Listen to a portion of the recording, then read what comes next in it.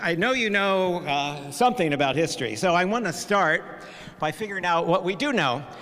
Now, when I went to school, we learned dates of things. You know, after a while, people started to say, dates don't matter. I happen to think that dates do matter, not in and of themselves, but to help us place everything in context, know that something happened, and then later something happened. Maybe it wasn't a cause and effect directly, but it had something to do, nothing comes out of nothing. So that's why and I think we all do know some dates. Can you toss out a date that you think, people know when we think about history? Anybody have a date? We're 1776. Yeah, I was looking for years, but yeah, we'll get to that one. 1776. Okay, we all know 1776 because why? Because Adam Smith published Wealth of Nations in 1776. No, he did, but that's not why we generally know, although, I see some nods. Okay, Declaration of Independence. Now, why do we think Declaration of Independence 1776 matters? Yeah, we kind of think of it as the founding of our country. Why don't we think of 1787? Why don't we think of 1619? Well, there's a musical, 1776, that's a good answer. Also, it has something to do with the reframing of that origin story of our country by somebody named Abraham Lincoln, when he said 7 years ago. So that gets us to a founding that he thought was important, the Declaration of Independence. Why? Because all people are created equal. And that's the message he wanted to give after the Battle of Gettysburg, which occurred in what year?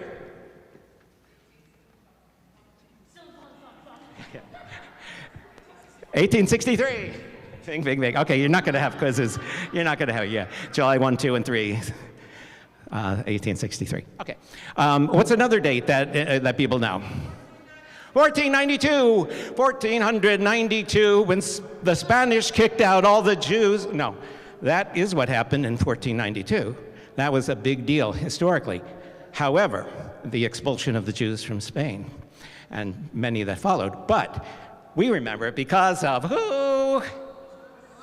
Christopher Columbus and his Nina Pinta and Santa Maria, right? Who, did not discover America, discovered a lot of people who were here already, and a lot of things unfolded from that. We won't get into, it does have something to do with church history. It really does. What was one of the reasons that Christopher Columbus wanted to discover a quick path to India? What's that? Spices, yes. Spices, because spices give you what? Ka-ching, ka-ching. And one of the reasons he wanted money is he thought it was time to fund another crusade. To reclaim the Holy Sepulchre in Jerusalem.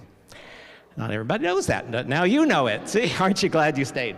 Okay, timelines are very interesting. And so you should have, maybe you do, a little sheet of paper that gives you an outline of history. Can I have one of those too? Yeah. On the side that says short history of Christianity, now you may look at this and there's nothing short about that. But considering it covers 2,000 years, maybe it's short. I should say, and I should have said before, I am not a historian. So I may say things that you should take with a grain of salt, but I'm doing my best. Okay. You got some more? Oh. Yes. You had a question, did you? Because you're very smart. Genetics is good for something. Okay. So, a short history of Christianity. Now, I could take you through this whole list one by one and other things besides, because any timeline like this involves selecting certain things and leaving other things out.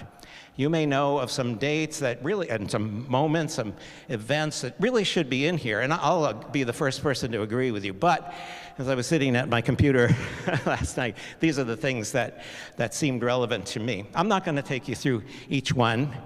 If you know me, you know that I never see a rabbit hole that I don't want to just dive right into, and a tangent that I don't want to go way off on.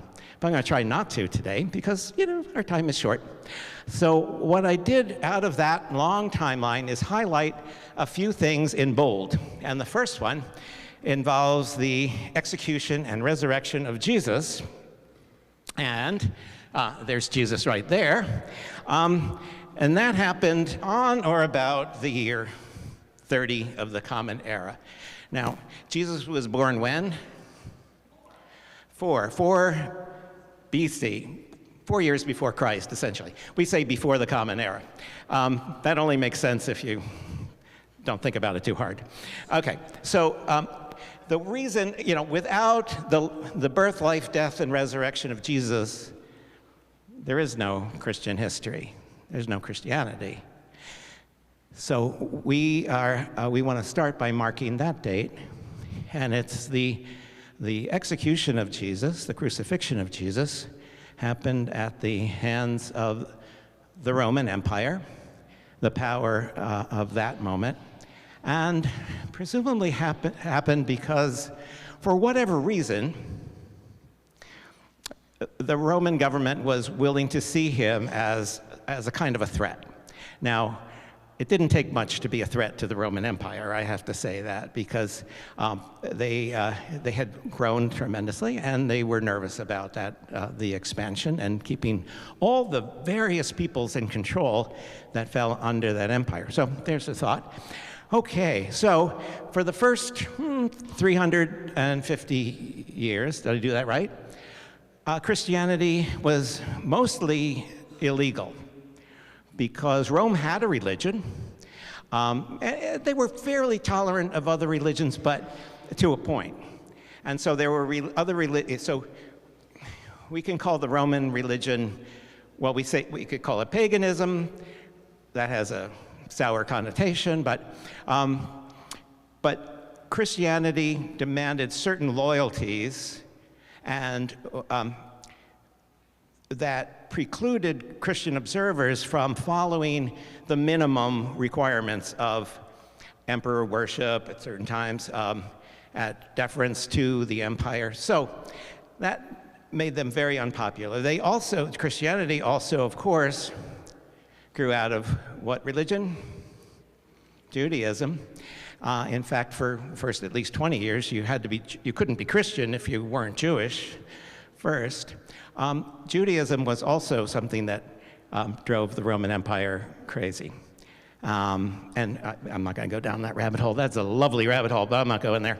Okay, so what happened after 350 years is that somehow Christianity became the official religion of the Roman Empire.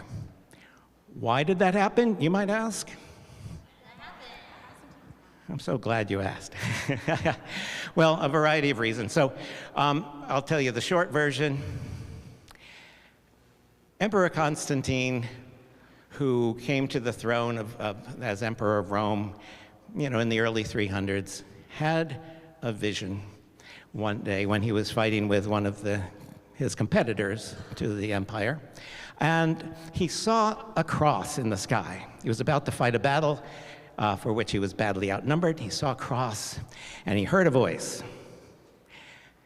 Now, each of these that I've put out here is a hinge of history, and a hinge of history tells us that something happened and set things in a different direction, but it could have happened differently and gone in a different direction, right? So the hinge of, so he had this dream, and he heard a voice that said, "By this sign conquer," the cross. So he's like, he woke up and he's like, "Great, I'm going to, put a high row on the shields of all my soldiers." That's a shorthand for Christ, and in Greek, sorry. And then we're going to see what happens at the Battle of Milvian Bridge, right? And so they go against this superior force. They win. Constantine is now solidly enthroned on the throne of Rome. Ooh, that all rhymes. I love that. Okay, so what happens pretty quickly after that is Christianity becomes legalized. through the Edict of Milan. And then Christians don't have, now, another reason why it happens is paganism had evolved to a point where there were not only just a whole bunch of gods, but where there was a main god, Jupiter, god Apollo, god of the sun, and so had almost evolved into a monotheistic religion by then. So it wasn't such a stretch to understand that there's one God, maybe that's not the emperor, and so forth. So it made Christianity a little more palatable. Once Christianity became an official religion, then a lot of accommodations were made. You know, you go from an outlaw religion, a subversive religion, which is what Christianity was for centuries, to the official blessed religion. So that, one of the reasons that happened, of course, is that the empire thought it would be useful to have Christianity as the official religion. Okay, so in 380, Christianity becomes the official religion. And for the next, 1,000 years or so, various accommodations are made to paganism to make it easier for people who had certain religious traditions to adopt and adapt and commit to Christianity. One of those is December 25th, which you asked about. Okay, which was the solstice, the day of Sol Invictus, the invincible sun, and so now could be the birth of the Son of Righteousness. You know that Charles Wesley hymn? You all know some Charles Wesley hymns. Hark the herald angel. Well, on the third verse it says, hail the Son of Righteousness, not S-O-N, it's S-U-N. Woo! Yeah, thank you for that. Okay, so there's our next hinge. I could pick a lot of things and I'm going to ask you, if you have any questions, and I'll make something up in a second. But another hinge I'm picking for the sake of argument is the First Crusade, and that happens in 1096. There are a series, depending on how you count them, 5 at least crusades. Now, what's a crusade? Anybody know? Yeah, a holy war, murder. What was the point of the crusades? Yeah, spread Christianity. The what? To conquer. And what did they want to conquer in particular? A city, a particular city. Jerusalem! Yes, the holy city. Because by then Islam had spread very widely, very popularly, and so Jerusalem was in the hands of the Ottomans, and the Turkish Empire. And it was difficult for pilgrims to make pilgrimage, and the emperor and other people wanted to do something about that. So in 1096, a crusade was called for. I'll just say one more thing about that. I say it was against Islam, against Muslims. There were also other people handy nearby, and there's a famous speech by the Bishop of Speyer, I think, in Germany, who said, we're traveling all this way to conquer the infidels, but there are non-believers much closer to us that we could make life miserable for and kill as well. Anybody want to guess who those are? The Jews. Yeah, okay. Enough said about the crusade. Although, you think in terms of hinge, which is my basic thought about that, you think, wow, Christianity, and it doesn't come out of nowhere. It comes out of being the religion of empire, right? Without the religion of empire, you don't get the crusades. Okay. So, still, at the time of the crusades, I could have gone a different way, right? There's this whole nasty history that could have gone another way and didn't. All right, we can come back to that if you want. All right, I randomly picked another date, 1517. Martin Luther. Oh, what a handsome coffee, ain't he? So Martin Luther was a monk, Catholic monk, and, well, so much to be said about Martin Luther. There's a story I won't tell you about Martin Luther because it's, You want to hear it? He had a moment of revelation when he was living in the tower of a castle. He called it the Turm Elignis, the tower revelation. Martin Luther was constipated. He struggled with constipation. Poor. And there was this moment of release that came to him in the tower. Maybe I won't say any more about that. But anyway, that's the Turm Elignis. And so it occurred to him that there was so much wrong with the institutional church that he wanted to spell that out. And he did. He hammered out, literally, 95 theses. Yeah, theses. Okay, you got to get the word right, on the Wittenberg Castle chapel door. And I won't go into all 95 of those, but they took issue with some of the institutional church and where he felt they had gone wrong. Luther was first of all, he's a smart guy. He wasn't always a good guy, but he was always a smart guy. And he was a Bible scholar. He was responsible for the first translation of the Bible into German, for instance. Or the New Testament into German. And anyway, so this, what's that? Yeah, you pay your way into heaven, exactly. Those are called what? Indulgences. Woo, see, you guys, indulgences. So that was one of the big things he didn't like. Yeah, he didn't, never mind, we're not gonna talk about that. Yeah, you pay your way into heaven, right? Or you pay your way quickly through purgatory, anyway. So through giving money to the church. They were building St. Peter's Basilica at that point, beautiful, huge church. And they were running out of money, so, you got to give it to them. We all know what it takes to keep up a church. I don't think we're going to sell indulgences. I don't think we're going to, yeah. It's all good. Thank you, Neil. Let's see. We have some of our co-chairs of the capital campaign here as well. So, okay. So without some of what happens with the institutional church through those times, we don't come to this hinge where Martin Luther thought that something drastic had to be done. Okay, so a lot of things followed from that, including some really nasty religious wars, pitting Catholics and Protestants against each other, and a lot of course, innocent people in between getting killed. But without Martin Luther, we don't come to our fifth date, which is, for us Methodists anyway, 1738. We're going to say a lot more about that in the second half of our program, but oh, there he is. Okay, that's John, a real photograph of John Wesley, the priest of the Church of England. He had his conversion in 1738, a place called a chapel on Aldersgate, or as they say, in Aldersgate Street in London. He had a conversion to Christianity. Now, why is that weird? He had been ordained a priest of the Church of England 10 years before that, so but he did not consider himself a Christian.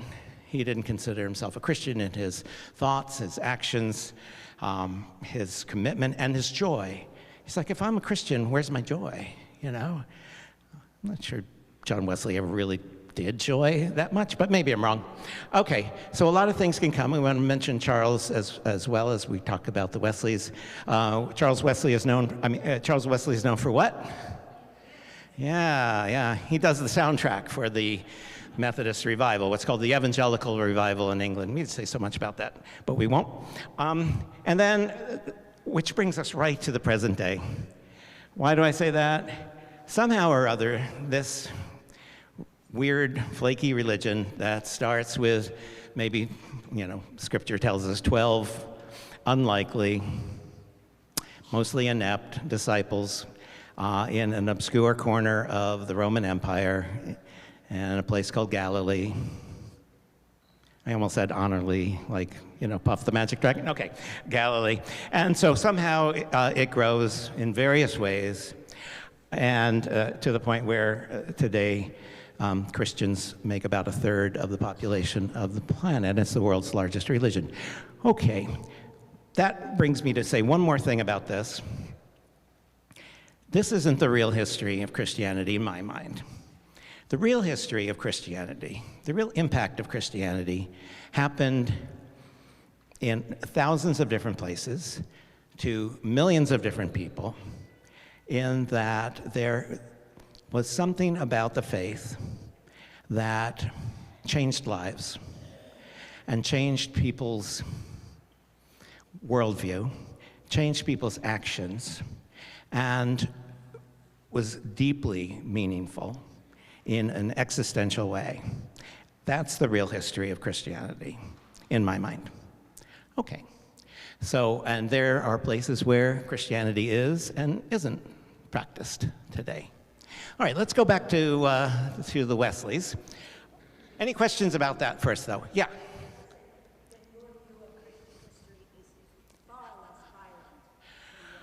I think I really, really regret in a deep way and repent of the violence done in history and done today in the name of Christ.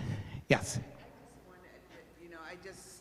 I just wanted to mention that I was thinking about when I met people in my young adulthood who would say they were going to crusades. And I never, really connected the dots that, did they know that they were going to a crusade, and that's kind of like the embodiment of the crusade?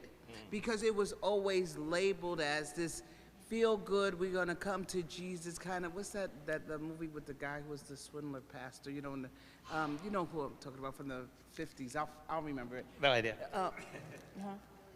No, not him. Yeah. But well, Billy Graham did have his crusades. I think but today he might.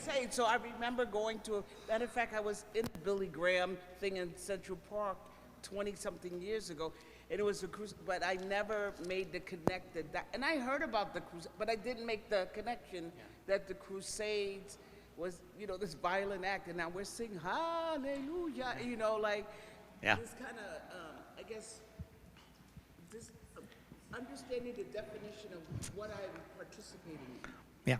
Yeah. Why were they called crusades? Anybody have any Latin? Cross, yeah, cruz. Yeah, with the cross of Jesus marching on before. I have two questions. The first question is, you said that Christianity was useful to the Roman Empire. Yeah. Why particularly? And then my second question is, what was the power behind Martin Luther and the power opposing him in terms of what caused that violence? Who was literally killing who? Wow, such a great question. Okay, wow. So first one, why was Christianity useful to Rome? What does an empire need in order to keep its power? It needs wealth, needs cooperation, co-optation.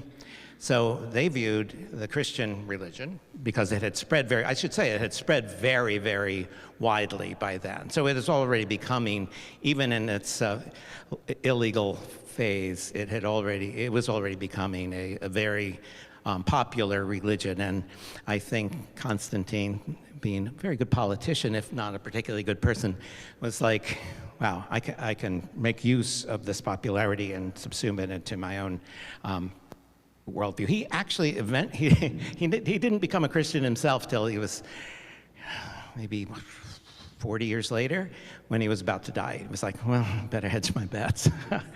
and he was baptized. Okay, that's Constantine. Second question is super good. Okay, if people know more about this, then I will invite you to say about it. Okay, there was already a lot of tension in Central Europe about the church and the pressure it was putting on the population and also on the political entities in terms of money, taking wealth that I think those principalities would rather take for themselves. So Luther had some strong allies among some of the princes of northern Germany in particular. And as they started embracing this new way of looking at Christianity, it's all Christian, right? Roman Catholic, Easter. I didn't even talk about the Orthodox. That's for another day. Okay, this new emerging Protestantism, all Christianity. Let's just make that clear. Has the same text by and large, following the same Jesus. We're all trying to, right? However imperfectly. So anyway, a lot of folks there was a lot of dissatisfaction at that time with the Catholic Church, a lot of internal dissatisfaction, and a lot of dissatisfaction in general among the powers and principalities. And so Lutheranism, the further you were away from Rome, the easier it was to embrace Lutheranism. So that's why today you have a lot of Lutherans, the Evangelisch Church in places like northern Germany and places like Scandinavia, Sweden, Norway, places like that. Okay, I could say a lot more about Switzerland. There's another whole complication there with Calvin, Zwingli, other people, but we won't get to that right now. Okay, okay, are we ready to learn a little something about the Methodist movement? Okay, how are we doing? Oh, not bad. Okay, flip your page over and you will get to the Methodist movement. Now, just a couple of things I want to say about this because there is so much, and we'll spend some time, we'll do something different about, here, I'm going to put this down. We'll say a lot more is this still on? Oh, it is. We'll say more about the Methodist movement as we go on. And some of you know a lot about Methodist movement. Lee Matthews, for instance. Yeah, okay. Okay, so here's the most important thing to say about the Methodist movement. At its best, it's been a movement. It was started as a renewal movement within the Church of England. Okay, we're skipping over Henry VIII, who breaks with Rome in the early 1500s, decides he wants his own church. And so after about a century of fighting back and forth, well, more than that, the Church of England is firmly established as the religion in England and Great Britain. So John and Charles Wesley, as I mentioned, were Anglican. We're Church of England. Were born, baptized, lived, and died as members of the Church of England. Neither of the Wesleys was a Methodist in terms of being a different religion from the Anglicans, the Church of England. So John Wesley is older. They grew up in a place called Epworth, England, under the influence of a feisty mom. Her name was Susanna. If you want to know the true birth of the Methodist movement, you have to look to Susanna Wesley, who had deep religious convictions, which sometimes put her at odds with her husband. Sometimes had deep political convictions, which also put her at odds with her husband, Samuel. And in fact, John Wesley was only born because after a separation caused by a difference of opinion in who should be the king of England, they finally had a reconciliation and came back together, and 9 months later, John Wesley was born. Suzanne had 19 children,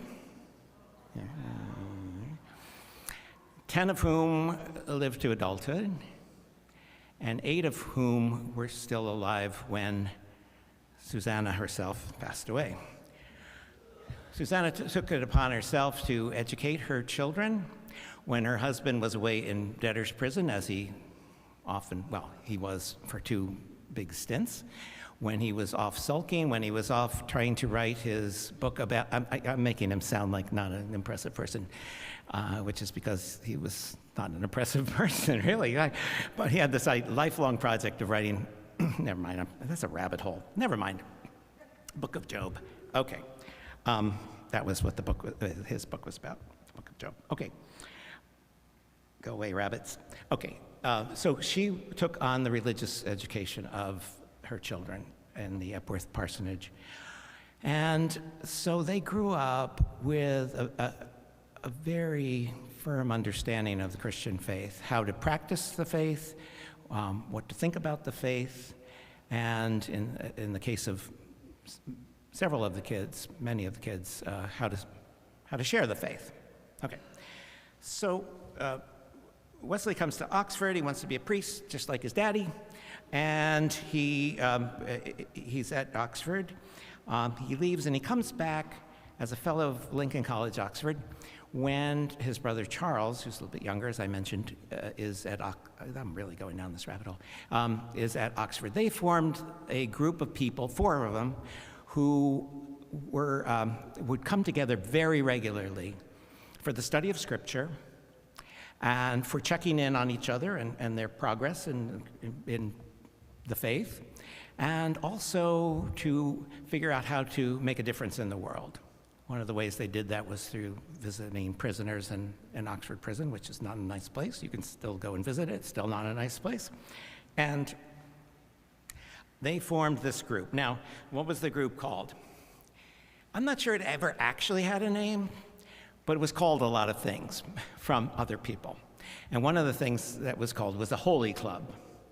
That was, one of the. They were also called the Bible Moths. There were various derisive names that this small group of people, is only, like I said, 4, and then it grew a little bit later. Another derisive name was Methodist. Oh, these people think they have a method for this Christian faith thing. They have a method of working through the study, through the doing of works. Okay.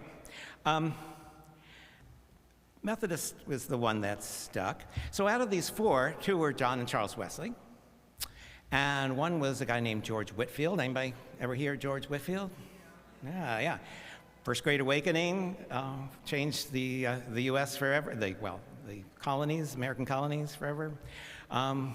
Anybody go to the University of Pennsylvania? Oh, I'm sorry, very good school. But it was founded by George Whitefield talking Benjamin Franklin into funding this school. Okay, never mind, another rabbit hole. Okay, so they have 10 years after I'm gonna just talk about the revival briefly. They have these experiences of their hearts, as Wesley said, hearts strangely warmed, this change of heart, this inner transformation that for them was the beginning of their true Christian faith.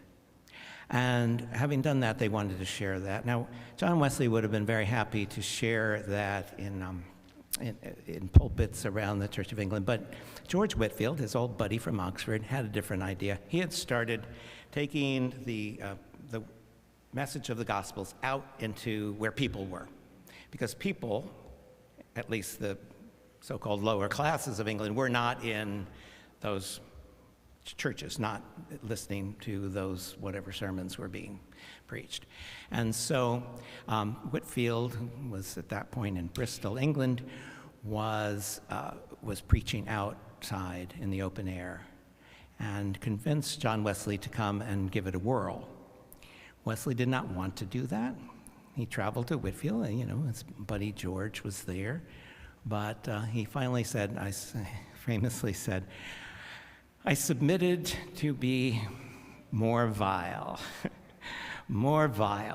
and I would actually go and do this thing. And he said, before that, I would have considered it almost a sin to have the beautiful Word of God preached outside of a consecrated space, a church.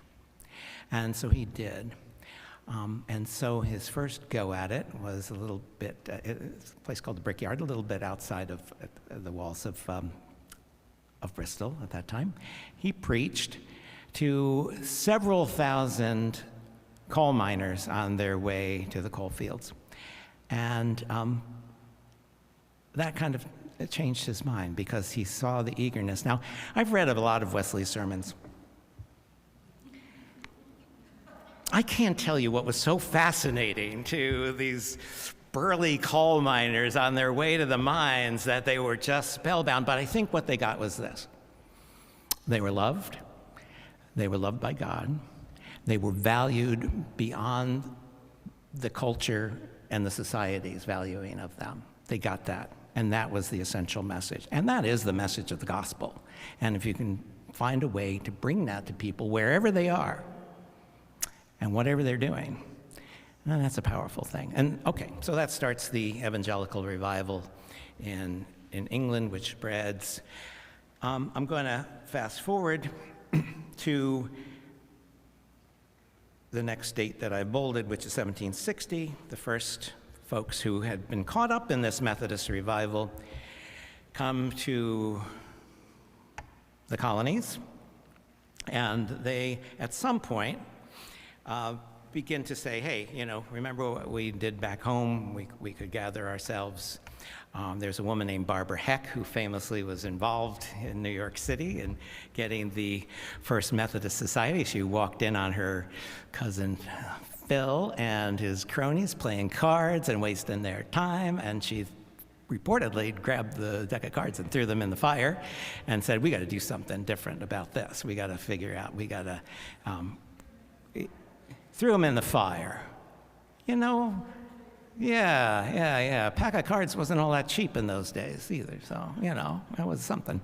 Anyway, they didn't throw her in the fire. They said, you're right. And so with 5 people, one of whom was a woman, one of whom was African American, they formed the first Methodist Society in, I'll say in North America, although there's some people in Maryland who have a different idea about that. Okay.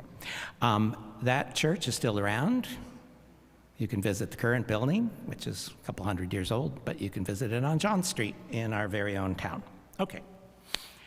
There's also a really interesting museum in the basement of that has a lot of stuff from this period of time. All right, so fast forward again to my next bolded date, 1784.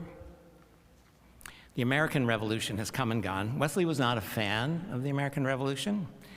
He was also not a fan of the British government and how they were going about the revolution, but he just thought it a darn shame that everybody was killing each other. Remember, the American Revolution was a civil war between English people and others. But at the end of that war, one of the realities was that there was no longer a Church of England operating effectively in the U.S. Now, all of these Methodist societies had been part of different churches, Church of England churches in the different colonies. So that Wesley decided something had to be done because people weren't able to receive the sacraments by going to the Church of England churches. So he decided that he would ordain a couple of people and make them episcopos, bishops. He didn't use that word, but he would make them general superintendents of the church in the new United States. And so this was not a popular thing to do because he wasn't a bishop. Wesley wasn't a bishop, and so how could he ordain anybody, much less consecrate them as bishops? So his brother Charles, in particular, objected to this, and he wrote a little doggerel. It goes something like this. So easily are bishops made by man's or woman's whim. Wesley his hands on Coke, Thomas Coke, hath laid. But who laid hands on him? So, yeah, a little controversy. So when we think about the apostolic succession of everybody from St. Peter on down the line to me and Lee, there was a little hiccup in the apostolic succession with John Wesley. We won't dwell on that too much because, Okay. In the beginning, I'll say just a couple of more things, and then I want to get to the present moment. One of the things that marked the Methodist movement from the inception was that you could not be a Methodist and own slaves. And so one of the ways that this was transferred and transmitted was that circuit riders who were spreading the faith around the American states now had in their saddlebags not only a certificate of belonging in the Methodist Church, but manumission papers, where if you wanted to become a member of this church, you had to be willing to release your slaves if you held any. This continued to be controversial through many years, and I guess brings us, I think I want to skip ahead to 1844. Gradually, this requirement, or this prohibition on slavery, had been worn down by, again, a desire to accommodate to the culture. And so at first it was like, okay, well, if you're just a rando member of some church, yeah, I am, First of all, as we know, slaveholding was was limited to the wealthier classes, but as Methodism became more popular, they started catering to some of the wealthier classes. So, okay, so you can be a member of the church and hold slaves, but you couldn't be a minister and hold slaves. Oh, but then eventually it's like, this is over 50 years. Maybe you could be a minister, but you couldn't be a bishop. And that worked until the early 1840s when some bishop from Methodist bishop married, and his wife owned slaves. So the argument was made, hey, it's not his, it's his wife's. That didn't hold water. At that point, it was too much to hold the church together. That in the North was abolitionist, and the South was accommodating, by and large. And so the church split, and it split in 1844, and it stayed split until the late 1930s. Okay, I'm not going to say too much more about that.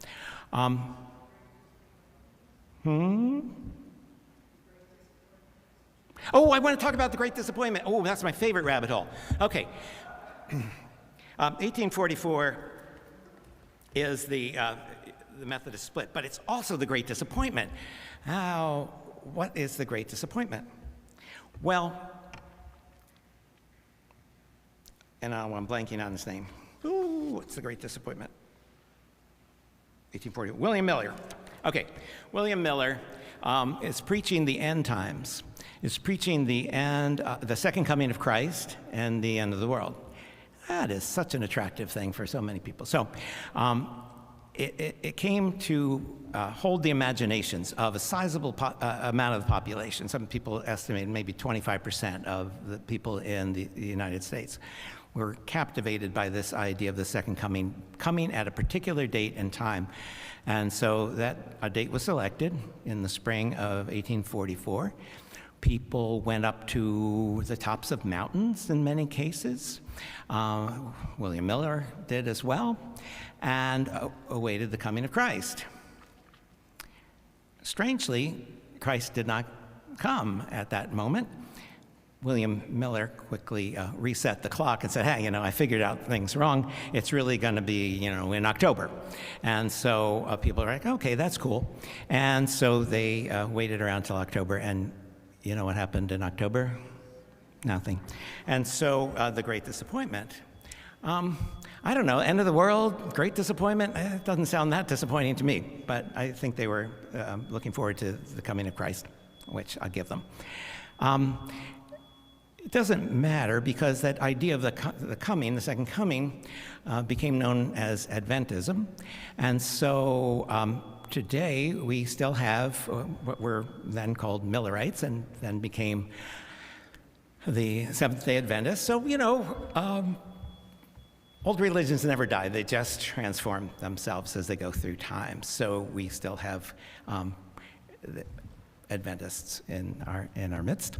And I think in some sense we're all Adventists. We're all looking forward to some moment of, some messianic moment possibility in different ways. Okay.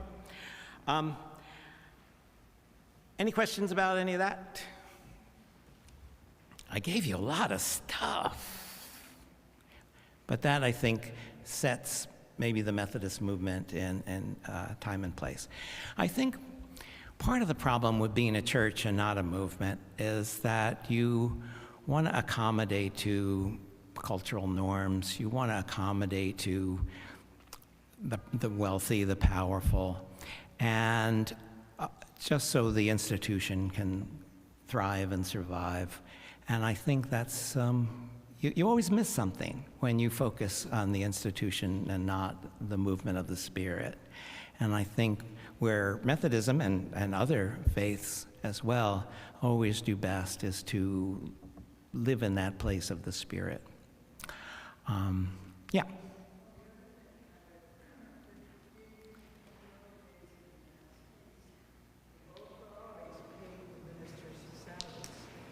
What's that? Oh, yeah, well, yeah, that was true in England and Great Britain, yeah. Okay, I'm going to stop there. I want to say a word about the present day. As you notice, I just want to say a little bit about the movement for LGBTQIA+ rights in the Methodist movement. And that has been a long tale. A tale of fear, accommodation, a tale of perseverance, a tale of faithful resistance. We could spend the next week talking about that. I'll just mention a couple of things while we're thinking about dates. In 1972, the 7 last words were added to the Book of Discipline, fidelity, marriage, and celibacy and singleness. And this was an effort not to deal with clergy who were straying from the path, but it was really inserted there as a way of keeping queer people out of the ministry of the church. And why did that come about? Because at that time, and I remember that time, there were weddings going on conducted by Methodist ministers, one of whom lived in the next town over, and it was a wedding I went to in 1972. Yes, celebrating love between same-gender people. And so this was very irksome to the more conservative folks in the United Methodist Church, and so they insisted on that language. It took so long to get that language removed, and some of you know very well the history of all of that, but the end result of a long struggle about this issue, which really, there's so much to be said about this, but finally what happened was, in my mind, the triumph of the gospel of Jesus Christ, covering a sticky social disagreement about people and people's humanity. And so I think finally, I would say God's will prevailed almost 2 years ago, and down in North Carolina, of all wonderful places. Pastor Lee and I were there, along with some others, and the church finally rid itself of the prohibitive language, excluding people who God created and God loves from ministry and for the ritual of marriage. Okay. Now you know everything there is to know about Christian history. I thank you for I thank you. Thank you for your attention. This is Kay's version of Christian history. No, needless to say. Yes. Let me give you a microphone. When the church split again, right, over queer clergy inclusion and queer marriage, where did they go, the other dudes? So, briefly, what happened was that in 2019, we had a general conference that was supposed to deal with the issue of human sexuality. And through various political maneuverings and shenanigans, I would say, in my opinion, like who else's opinion did you think I was going to give? The conservatives won the day and passed what's called the traditional plan, which made it even harsher. The Christian rules, the Methodist rules that are embodied in the Book of Discipline, even harsher for queer people. And so they did that. And along with that, they had a way that people could leave. Churches could leave. Conferences could leave. Individuals could leave the Methodist fold if they didn't like it. Those were passed, I think, thinking that it was the progressive Methodists who were going to get out of the way. That didn't happen. So what happened instead was holy disobedience, I suppose. You know, people who were following Jesus were still following Jesus, my opinion. And so eventually the more conservative slices, churches and folks within the Methodist connection were able to leave the denomination through a series of processes. Now they made I think if they knew that they were going to be the ones leaving, they wouldn't have made the process quite so difficult. But anyway, so a couple of things came out of that. One of them being the foundation of the Global Methodist Church. And in some parts of the country, a lot of Methodist congregations left and became either part of the Global Methodist Church or independent churches or wherever they felt. So, you know, some people were just sick of what they didn't like about having this argument. So, but most people were coming from a different mindset and an opinion about human sexuality. Okay. Oh, yeah, and so I think that's all I need to say about that. Yeah. So I'm on page 1. You're on page 1. And the map. Yes. I was curious about, seeing as how Islam didn't get established until 610, what was the religion before that? Oh, okay. So where did Islam come out of? Lots of different sources. So including Judaism, and including Christianity, and including some other things that were going on. So Muhammad has a revelation, becomes the prophet of Allah, which just means God. And so, yeah, but it grows. And so the Christian and the Jewish texts play a very prominent role in the Quran, for example, and in Islam. Any other questions, Carla? If you go to a party and there's some Presbyterians there.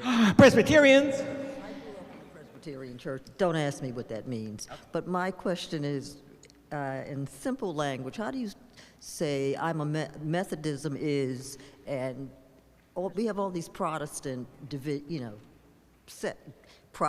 Baptists and blah, blah, blah. What makes a Baptist? What makes a Methodist? What makes a Lutheran? Such a good question. Okay, so my easy answer is history. They come out of different traditions and different times at different places. Lutheranism, as I said, owes its roots to Martin Luther. Presbyterianism, generally speaking, flows from the reformer John Calvin, and later John Knox. We have a very wonderful Presbyterian sitting right over there a Presbyterian pastor who could tell us a lot more about that. Practically speaking, these days, I find a lot more in common with folks from Presbyterian churches, at least the PCUSA, than I would have with some of my fellow Methodists, sad to say. But it's just the way it is. Yeah, but the different roots, different traditions. There's theology that we're going to get into. I'm not going to step on toes because in a week or two we're going to talk theology, and that's a good time to talk about that. Yeah, I obviously don't know either, so yeah.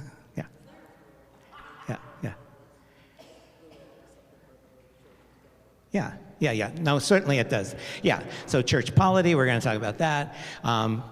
Theology, Calvinism is different than Arminianism, and week 3, okay. Yes. So next week, yes. Oh, and yes, right. Next week, we're going to talk about the liturgical calendar, the Christian year, holidays, traditions around that. So that's super important, and that is going to fall to Sally to lead. And then the week after that comes, and that's you, right? Say a word about that. So you're exactly right, Carla. We're going to get there. But it'll be sacraments, traditions, rituals, and a little of theology and how that holds it all up. And then on the fourth week of this, we have Andrea, and she's going to talk about. We're going to talk about Scripture in the Bible and how the Bible, as we know it and read it today, came to be, and how these stories and how we tell them and how we interpret them shape our theology and our sacraments and our faith and all the different things. Sounds good? All right, I think we better call it quits, but I'm not going anywhere, as I said. Wait a minute, what? Real quick, 'cause Yeah. it's MLK's birthday. Yeah. And I know that the Boston University is affiliated with the Methodist, correct? Sure. So I guess I'm trying to. Why did a good Baptist end up at a Methodist school, along with my two uncles at the time? Yeah. I think because there were other schools that didn't take them. But also, it had Boston University at that point, when King was looking for where to go to grad school, had a huge reputation and some giants in the field, especially in what was called personality. And I don't even know what that means. But anyway, that's the short answer. Yeah, it was a great school to be at. Yeah. All right, are we good? You know me, I'm not going anywhere. Okay, all right, let's call it quits. There's more pastries to be eaten, and then we'll chat informally. Is there anything you can read to prepare or just come? I think just come, yeah.